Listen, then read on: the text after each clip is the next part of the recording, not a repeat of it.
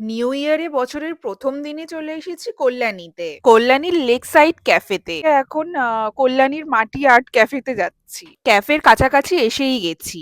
মাটি আর্ট ক্যাফেতে এখন আসলাম। এখন লাঞ্চ টাইম। এখন এখানে লাঞ্চ করব। এখানে বড় পার্কিং আছে। এই কল্যাণী স্টেডিয়ামের পাশেই এই বড় পার্কিং।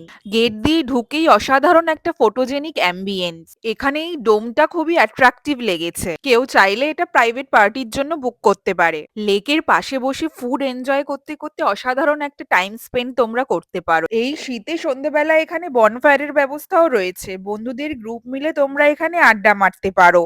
সামারে এলে তোমরা ওদের এই এয়ার কন্ডিশন এরিয়াও পেয়ে যাবে। এরম সুন্দর একটা অ্যাম্বিয়েন্সের সাথে ফুডও রিজনেবল।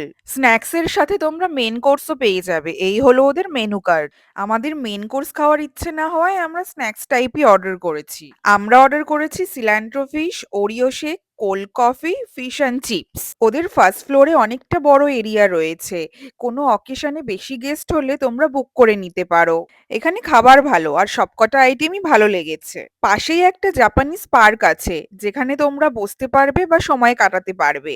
ভিডিওটা ভালো লাগলে লাইক করে দিও। Follow me for more such videos.